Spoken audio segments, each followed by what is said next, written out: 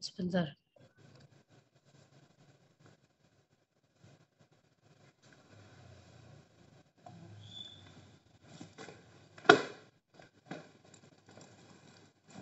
Ini yang sudah terabsen yang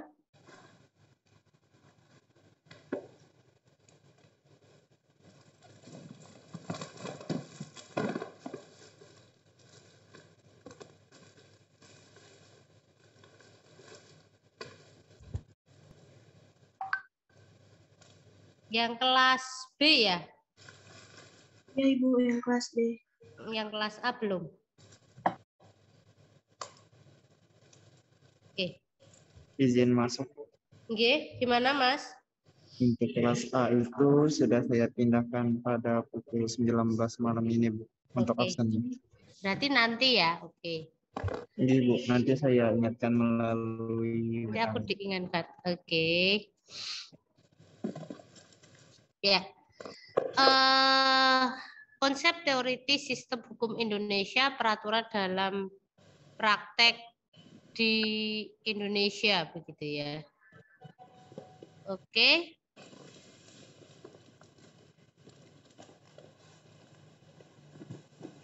Kemudian kakak mau izin. Ini kan kelasnya offline. Di online kan tuh boleh ya? Gimana Bu? Kemarin kebijakan dari PJ Etika Fisioterapinya diperbolehkan Ibu. Oh gitu, boleh ya? Iya Bu. Kemarin sebelum-sebelumnya juga semuanya pada online untuk modul ini Bu. Mengingat ini ya, tubruan jadwal dan nggak ada tempat dan lain sebagainya ya. Oke. Ya, berarti dibolehkan. Oke, konsep teoritis sistem hukum Indonesia, peraturan dalam praktek di Indonesia, begitu ya.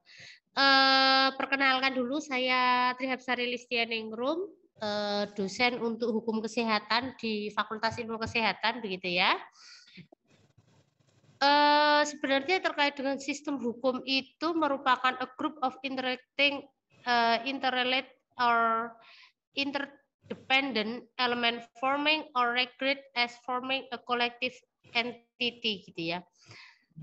Hubungan dan saling ketergantungan di antara bagian-bagian atau elemen dalam suatu sistem, gitu ya, atau suatu entity. Tiap-tiap bagian tersebut mempunyai fungsi yang saling berhubungan dan saling tergantung, di mana bila suatu fungsi ini tidak dapat berjalan sebagaimana mestinya, maka akan terjadi suatu hambatan atau something wrong di bagian lain yang menjadi tidak berfungsi dengan baik. Ya, ini pengertian dari sistem. Sistem itu bekerja pada suatu wadah atau tempat tersendiri yang disebut dengan suatu lingkungan atau environment, dan terdapat batas-batas antara suatu sistem dengan lingkungannya. Oke.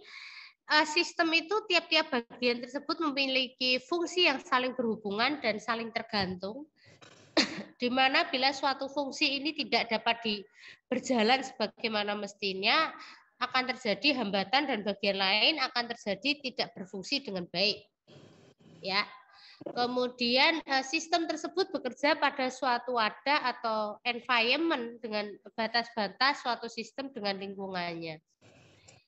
Pengertian hukum sendiri itu law is a set of rules that are created and are enforceable by social or government institution to regulate behavior, with its precise definition a matter of long-standing debate.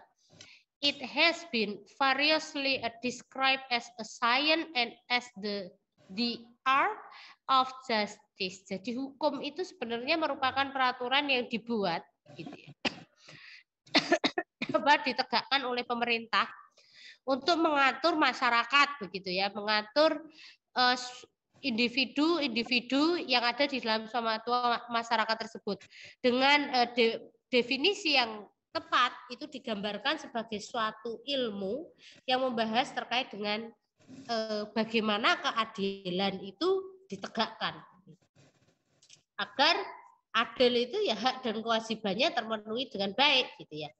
Hukum merupakan suatu norma dan sanksi yang dibuat dengan tujuan untuk mengatur tingkah laku manusia, menjaga ketertiban, keadilan, mencegah terjadinya kekacauan.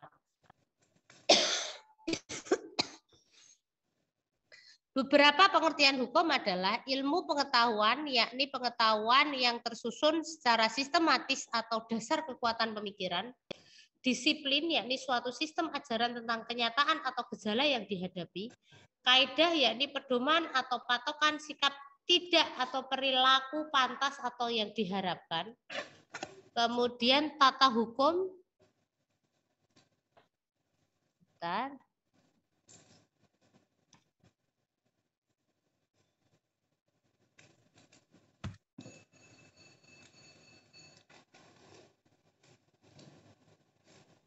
Tata hukum yakni struktur dan proses perangkat kaidah hukum yang berlaku pada suatu waktu dan tempat tertentu serta berbentuk tertulis. Hukum sebagai petugas, yaitu ya penegak hukum itu sendiri gitu ya. Pribadi yang merupakan kelangan yang berhubungan erat dengan penegakan hukum. Keputusan penguasa itu proses diskresi atau menyangkut pembuatan keputusan yang tidak semata-mata itu diperintah oleh aturan hukum ya, kitab undang-undangnya, tetapi keputusan dibuat atas pertimbangan yang bersifat personal gitu ya. Kemudian proses pemerintah yaitu proses hubungan timbal balik. Jadi keputusan penguasa itu harapannya tidak hanya tidak hanya mengikat suatu kelompok saja, tapi bisa sampai mengikat sampai ke kegiatan atau pelanggaran yang dilakukan oleh personal gitu ya.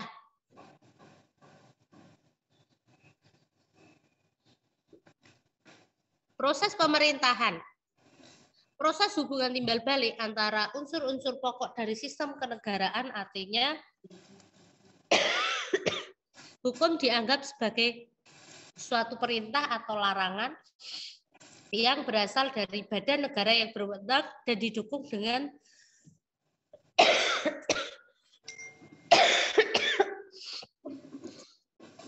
kemampuan serta kewenangan untuk penggunaan paksaan ya, karena ada punishment-nya begitu.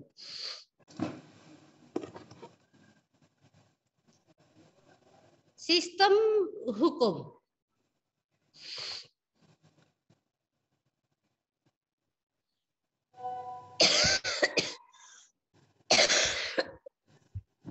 Sistem adalah suatu yang saling berhubungan dan saling ketergantungan dari masing-masing bagian-bagiannya sehingga merupakan suatu kesatuan yang tidak dapat dipisah-pisahkan satu dengan yang lainnya.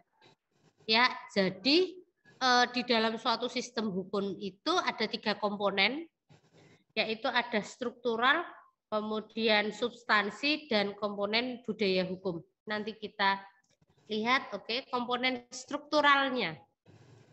Komponen struktural dari hukum itu menjelaskan tentang bagian-bagian sistem hukum yang berfungsi dalam suatu mekanisme kelembagaan atau lembaga-lembaga pembuat undang-undang. Pengadilan, lembaga lain yang memiliki wewenang sebagai penegak atau penerap hukum, begitu ya.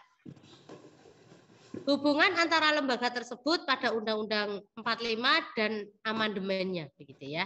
Bagaimana hukum itu terkait dengan strukturalnya itu ya undang-undang, kemudian Pancasila undang-undang, kemudian mungkin nanti ada peraturan menteri, ada keputusan menteri, itu ada tata mana yang lebih tinggi kayak gitu ya.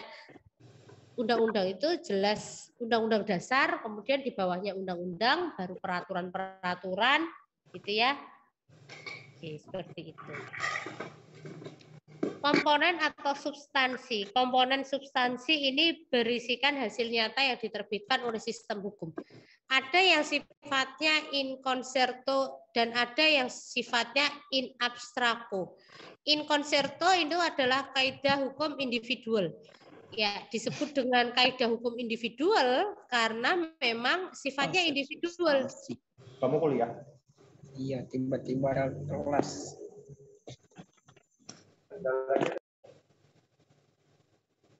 sepertinya ada yang bocor, siapa ya?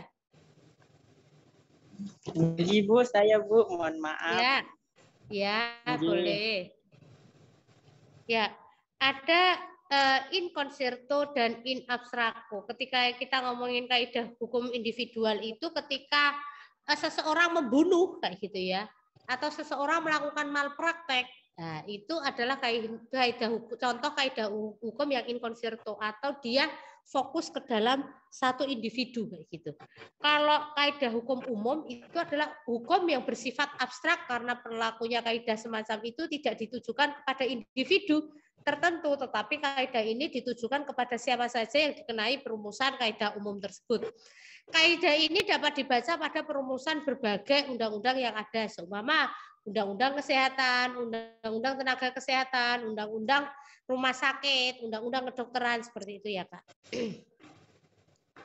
Komponen atau struktur hukum sendiri di Indonesia juga mencakup pembidangan hukum atau membagi pembidangan dengan hukum publik dan hukum perdata serta hukum material dan dan formal gitu ya. Jadi hukum di Indonesia itu juga dibagi menjadi 3, ada administrasi negara dengan ancamannya pencabutan praktek gitu ya.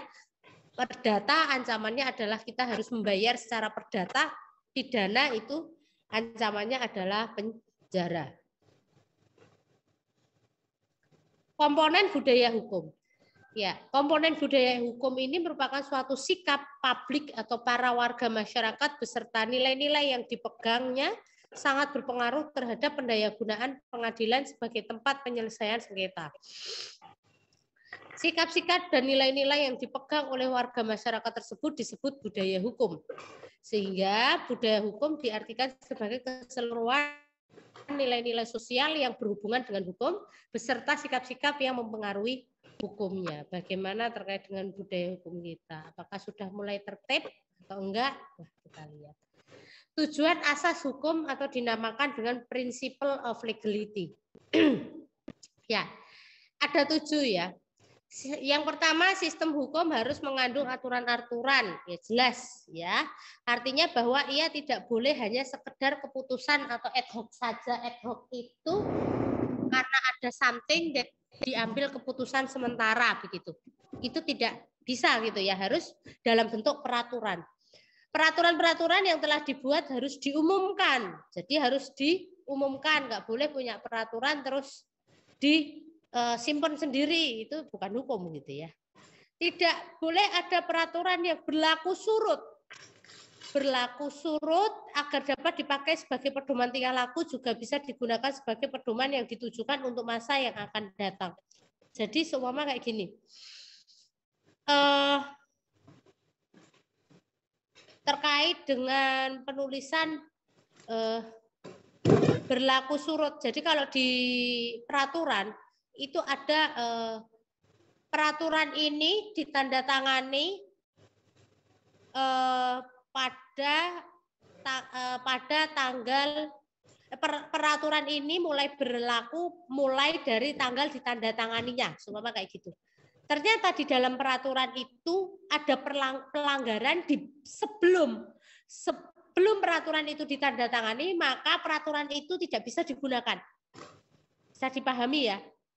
Jadi ketika ada peraturan, ada pelanggaran sebelum aturan itu ada, itu tidak bisa dikenakan hukuman itu karena tidak bisa berlaku surut. Jadi begitu ditandatangani, mulai ditandatangani sampai masa depan itu sudah mulai berlaku, tetapi tidak berlaku pada masa lalu, gitu ya. Peraturan itu disusun dalam rumusan yang mudah dimengerti dan dipahami bersama. Suatu sistem tidak boleh bertentangan antara satu dengan yang lain. Tidak ada suatu undang-undang atau peraturan itu tidak boleh bertentangan dengan undang-undang dasar, kayak gitu. Ya, atau undang-undang di atasnya, peraturan di atasnya. Peraturan tidak boleh mengandung tuntutan yang melebihi apa yang dapat dilakukan. Tidak boleh ada kebiasaan untuk mengubah peraturan yang sudah ditetapkan. Jadi kalau sudah ditetapkan ya harapannya memang sudah bisa dijalankan, jangan berubah-ubah. Oke, kita mengenal apa itu subjek hukum, objek hukum, hak, kewajiban, serta apa itu peristiwa hukum. Subjek hukum. Subjek hukum ini segala sesuatu yang menurut hukum ini dapat menjadi pendukung, dapat memiliki hak dan kewajiban.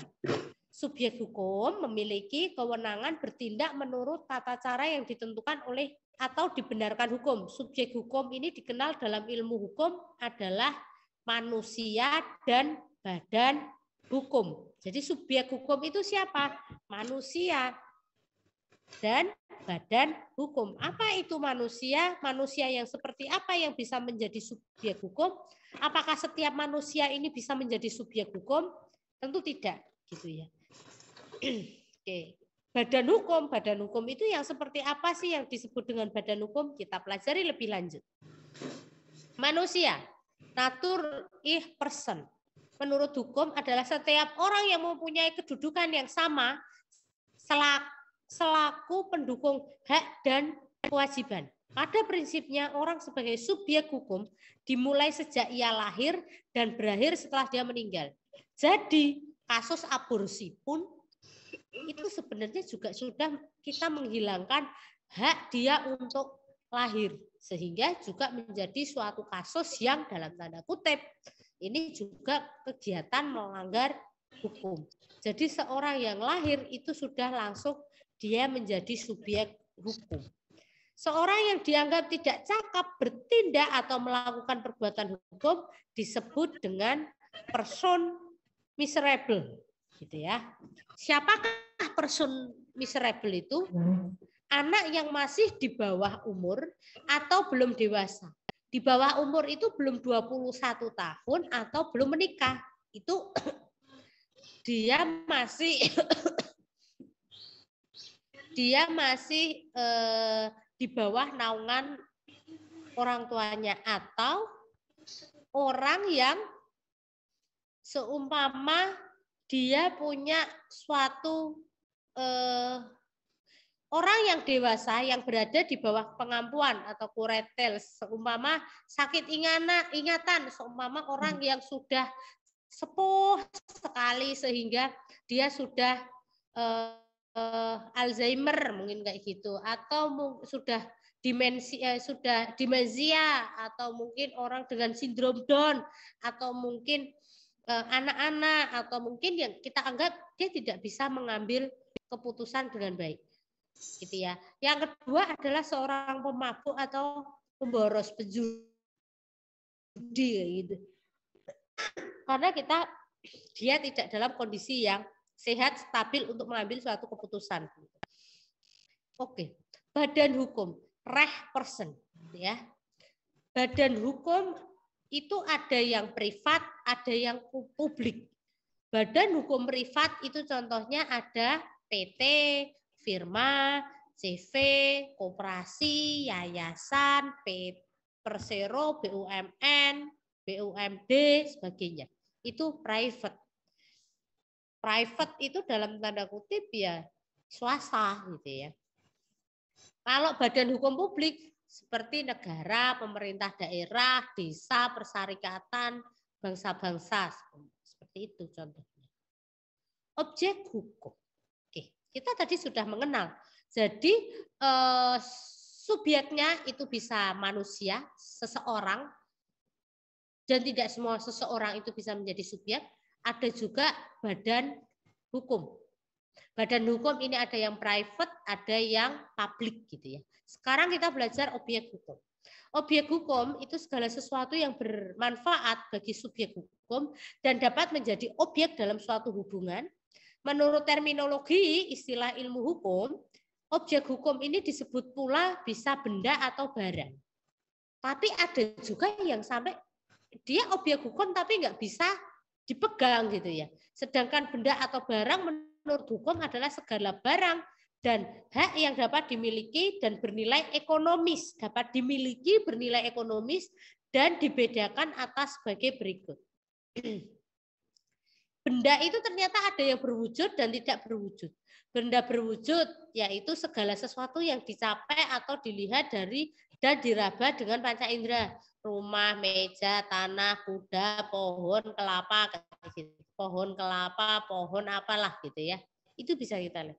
Benda tidak berwujud itu segala macam benda yang tidak berwujud, berupa segala macam hak yang melekat pada suatu benda. Contohnya hak cipta, hak atas merek, hak atas tanah, hak atas rumah, kayak gitu ya. Itu tidak berwujud. Kalau yang berwujud itu yang memang kita bisa pegang gitu ya. Kalau listrik masuk yang mana, Kak? Listrik itu berwujud atau tidak berwujud?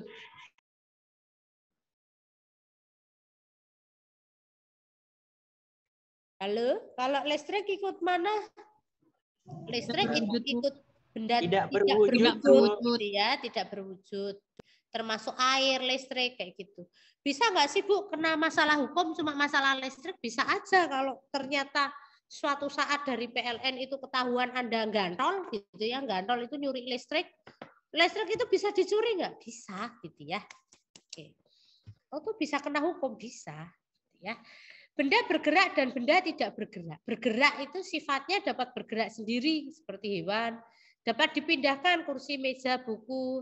Benda bergerak karena menetapkan atau ketentuan undang-undangnya yaitu hak pakai atas tanah dan rumah. Kemudian hak sero, hak bunga yang dijanjikan. Bentar ya. Halo? Ya.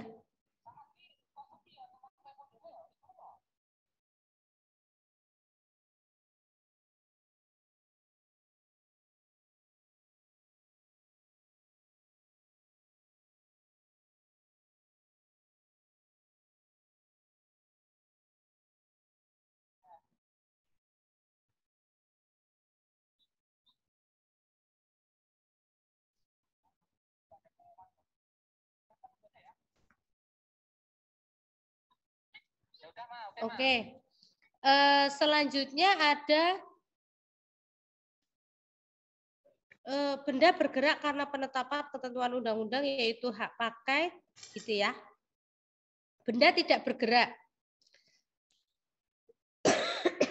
Benda tidak bergerak ini dapat bergerak sendiri atau tidak dapat dipindahkan. Sifat yang tidak bergerak seperti hutan gitu ya, nggak ada yang bisa gerakin hutan kan gitu.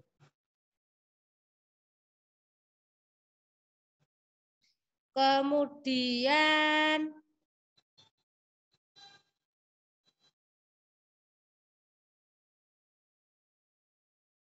bentar.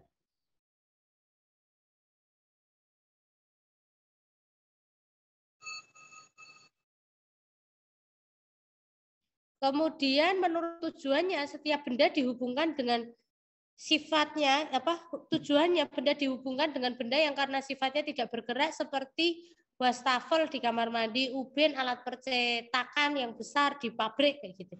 Penetapan undang-undang yaitu hak atas benda tidak bergerak dan kapal yang mungkin besar sekali kayak gitu ya. Itu nanti juga hubungannya dengan hak kepemilikan biasanya.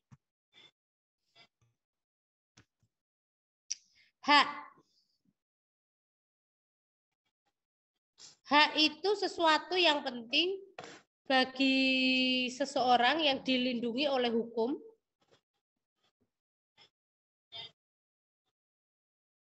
Kemudian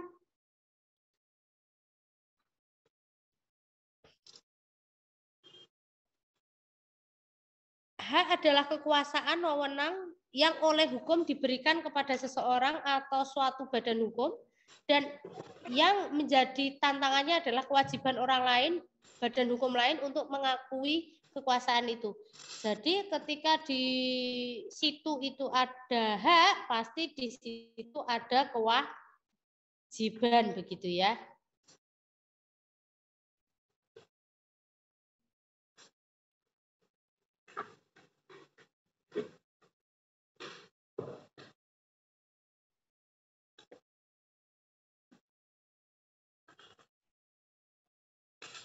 Sebentar, Kak.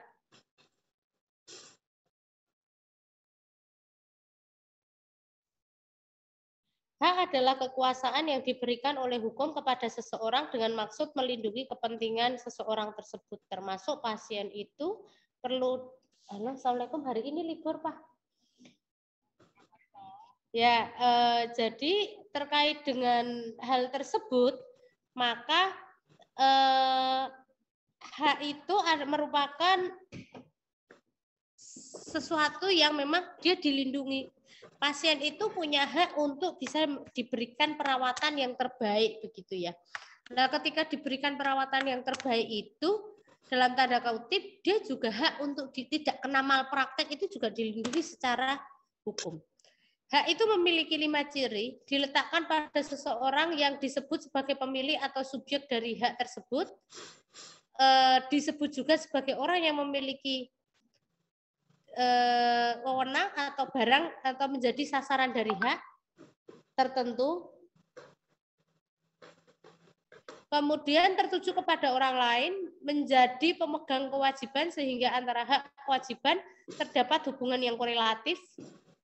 Hak yang ada pada seseorang mewajibkan pihak lain melakukan komision atau tidak melakukan suatu perbuatan, disebut hak.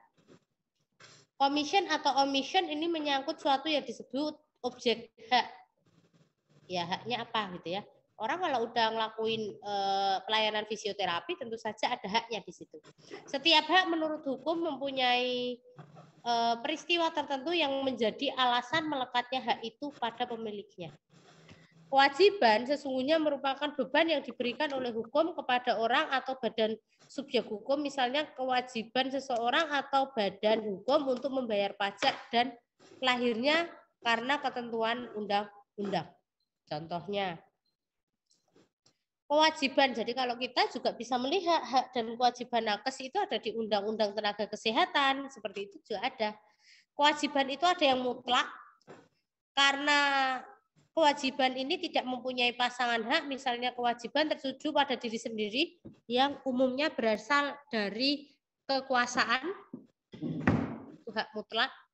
Kewajiban nisbi, kewajiban disertai dengan hak, misalnya kewajiban memiliki kendaraan, kalau punya kendaraan yang bayar pajak gitu ya. Kalau Anda memberikan pelayanan berarti Anda perlu memperoleh fee kayak gitu ya. Kewajiban publik berhubungan dengan hak-hak publik, kewajiban menggunakan masker, semua kayak gitu. Kewajiban perdata, kewajiban berhubungan dengan hak-hak perdata, kewajiban mematuhi akibat timbul karena perjanjian. Ya, Anda membuat suatu perjanjian. Kewajiban positif, kewajiban yang menghendaki suatu perbuatan positif, kewajiban menjual dan menyerahkan barang pada pembeli. Kewajiban negatif, kewajiban yang menghendaki untuk tidak melakukan sesuatu. Kewajiban seseorang tidak mengambil atau mengganggu hak milik orang lain, termasuk di dalamnya ketika Anda itu sebagai nakes kemudian ada permintaan yang dalam tanda kutip melanggar hukum oleh pasien Anda, yo Anda nggak boleh ketika Anda tidak melakukan itu, ya ini sudah menjadi kewajiban yang negatif gitu ya. Oke. Peristiwa seumpama fisioterapi apa ya? Kalau seumpama di tempat bidan gitu ya, seorang bidan itu ada orang yang sudah hamil sebelum nikah, kemudian minta diaborsi, seumpama ke dokter atau bidan gitu, terus dokternya nolak, itu ya sudah melakukan kewajiban negatif gitu ya. Peristiwa hukum. Di dalam pergaulan hidup sehari-hari mungkin terjadi peristiwa yang membawa akibat-akibat hukum. Oleh Van Apeldoorn, peristiwa tersebut dirumuskan sebagai kejadian yang menimbulkan atau menghapuskan hak atau maupun kewajiban. Jadi suatu peristiwa hukum ini merupakan peristiwa sosial yang bersegi hukum. Ya, jenisnya peristiwa hukum karena perbuatan subjek hukum. Suatu peristiwa hukum yang terjadi akibat perbuatan hukum, misalnya peristiwa pembuatan wasiat, hibah barang kayak gitu ya. Peristiwa hukum yang bukan perbuatan subjek hukum. Peristiwa hukum seperti yang terjadi dalam masyarakat bukan merupakan akibat dari perbuatan subjek hukum. Contohnya kelahiran, kematian, kedaluarsa kayak gitu ya. Itu bukan karena subjek hukum. Ada penyebab yang lain gitu ya. keterkaitan antara peristiwa, subjek, dan fakta pembuat melawan hukum. Peristiwa hukum itu ada karena tadi ya subjek hukum dan ada terkait dengan fakta hukum.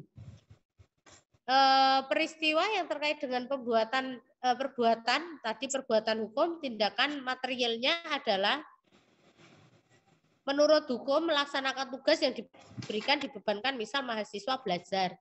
Fisioterapi melakukan pelayanannya sesuai dengan standar kompetensinya.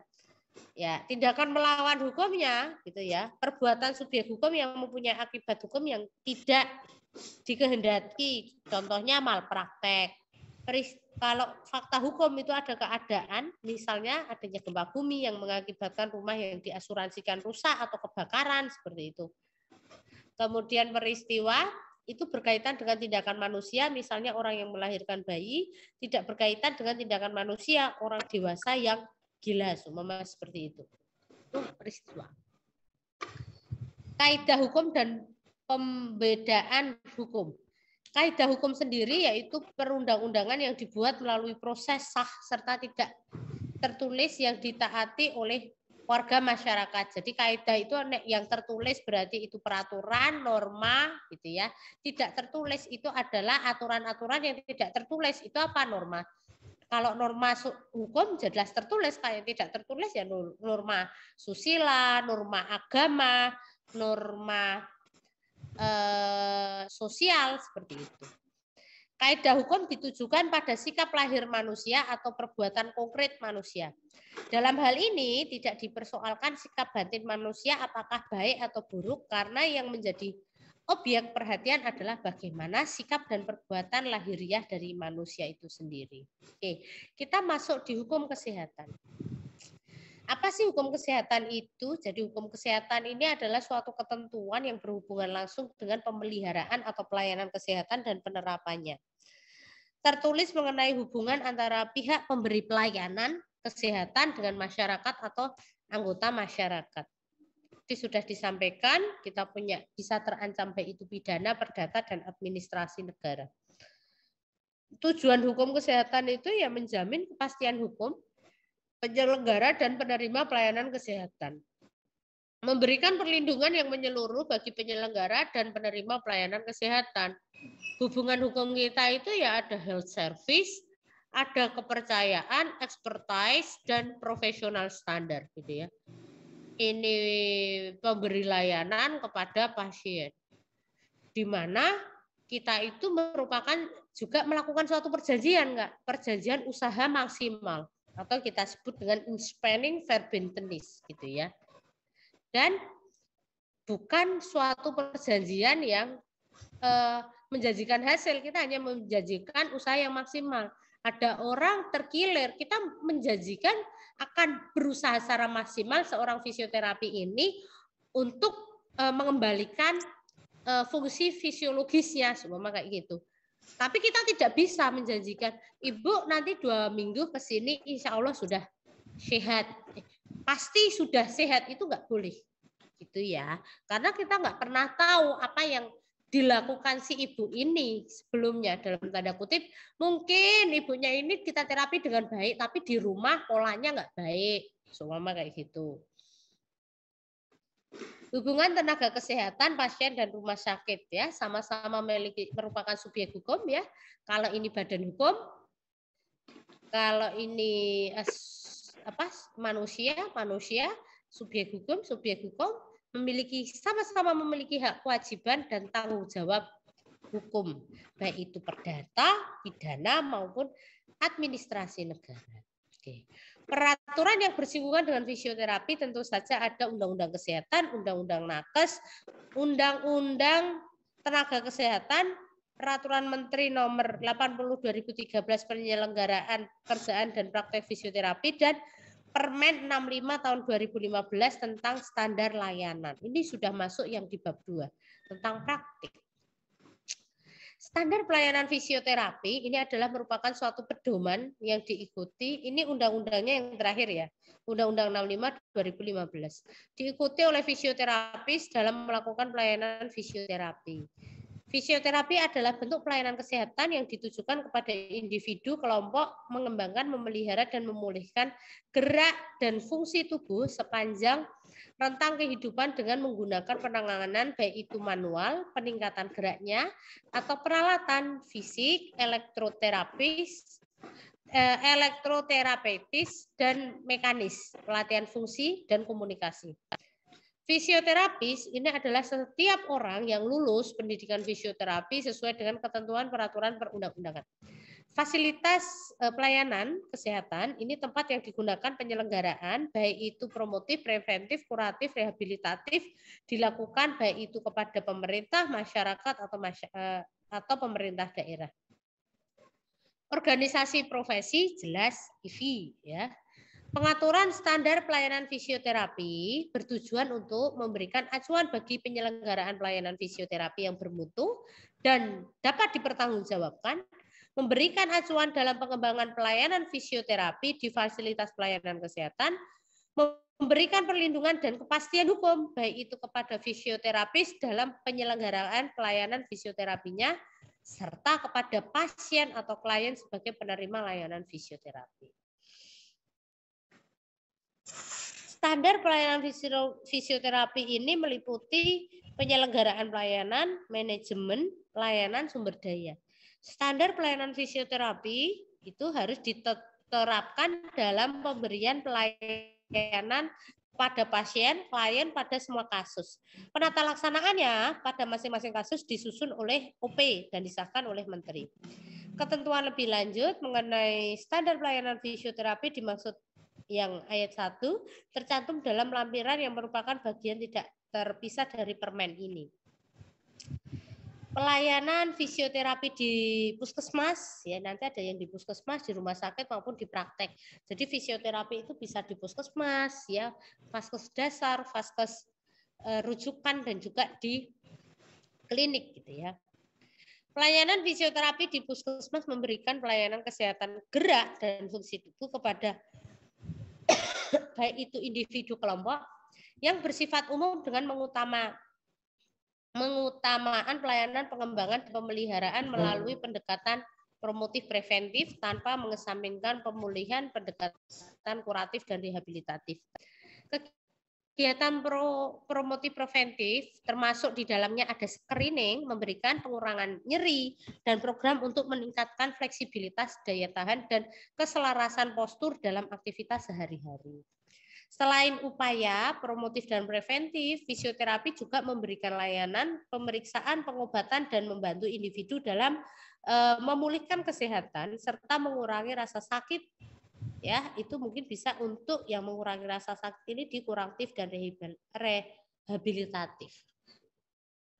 Ya, pelayanan di puskesmas juga memainkan peran dalam masa akut kronis pencegahan intervensi diri untuk muskuloskeletal yang berhubungan dengan pekerjaan cedera, mendesain ulang pekerjaan individu, serta rehabilitasi dan diperlukan untuk memastikan layanan intervensi diberikan secara komprehensif dan tepat terfokus pada individu, masyarakat, dan lingkungan.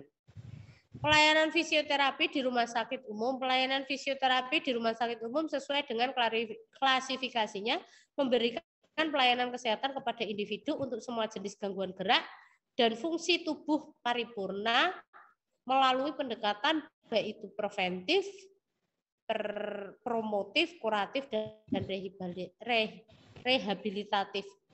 Pelayanan fisioterapi di rumah sakit khusus, ini pelayanan fisioterapi di ruang rumah sakit khusus sesuai dengan klasifikasinya memberikan pelayanan kesehatan gangguan gerak, fungsi tubuh tertentu sesuai dengan kekhususan pelayanan rumah sakit. Ketika di fisioterapi di praktek mandiri, ini pelayanan fisioterapi ini memberikan layanan baik individu atau kelompok berupa pengembangan, pemeliharaan, pemulihan dengan pendekatan promotif, preventif, kuratif, dan rehabilitatif sesuai dengan kompetensi fisioterapi. Untuk pelayanan fisioterapi ini bisa dilakukan baik di rawat inap maupun rawat jalan. Proses layanannya itu pastilah ada asesmen dulu, gitu ya. Asesmen atau diarahkan pada diagnosisnya, gitu ya. menanyakan terkait dengan DO dan data subjektif, data objektif, termasuk di dalamnya apakah ada cek-cek data-data penunjangnya. Kemudian penegakan diagnosis, kita melihat dari berdasar International Classification of Functioning, Disability, and Health, ketika masalah kesehatan sebagaimana tertuang pada International Statistical Classification of Disease of Related Health Problem. Dan jangan lupa ketika melakukan asesmen maupun diagnosis selalu ditulis dalam rekam medis. Perencanaan intervensi, fisioterapi melakukan perencanaan intervensi, fisioterapi berdasarkan hasil asesmen dan diagnosis, prognosis, indikasi, kontraindikasi yang mengandung tujuan, rencana penggunaan modalitas intervensi, dosis, serta diinformasikan atau dikomunikasikan kepada pasien atau klien serta keluarganya. Intervensi ini adalah kegiatan yang diberikan kepada atau terapi yang diberikan kepada klien. Jelas ini harus sesuai dengan prosedur baku pelayanan fisioterapi. Setelah diberikan intervensi, tentu saja kita melakukan evaluasi.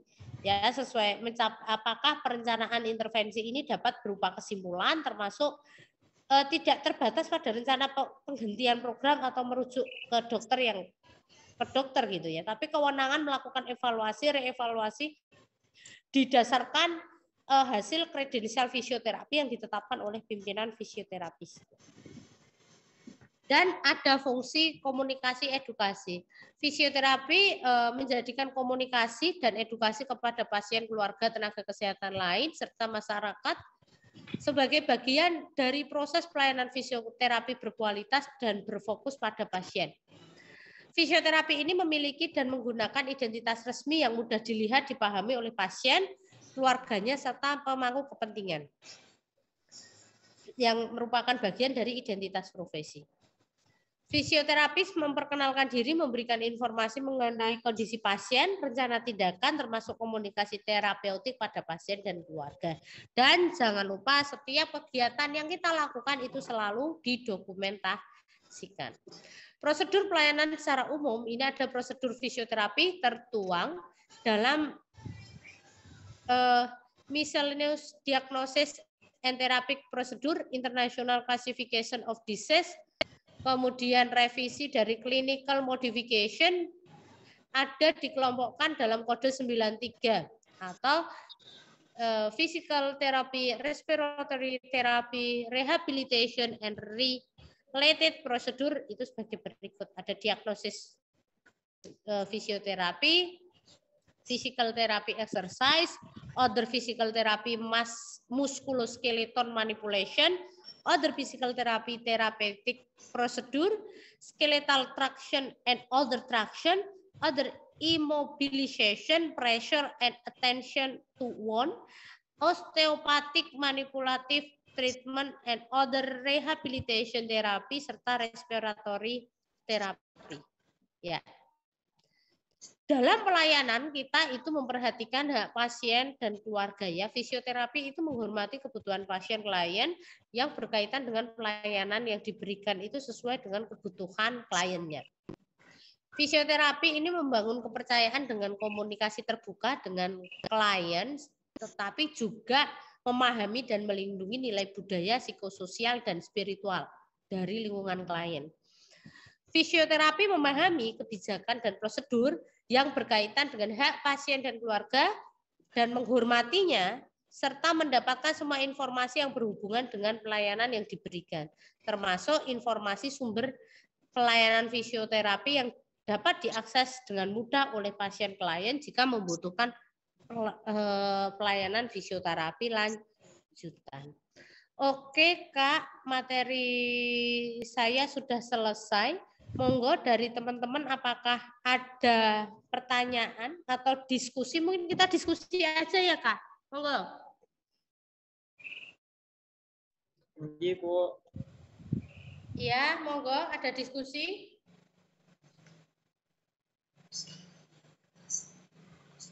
Kalau mungkin sudah tidak ada diskusi, mungkin saya mau lanjut ada rapat ya terkait dengan hibah PKKM. Ada yang dapat hibah PKKM enggak? Ikut menjalankan hibah PKKM? Minggu depan kayaknya ada Mones. Oke, jika sudah tidak ada pertanyaan, mungkin dirasa cukup. Dari saya, kurang lebihnya saya mohon maaf. Wassalamualaikum warahmatullahi wabarakatuh. Kita tutup dengan membaca hamdalah bersama.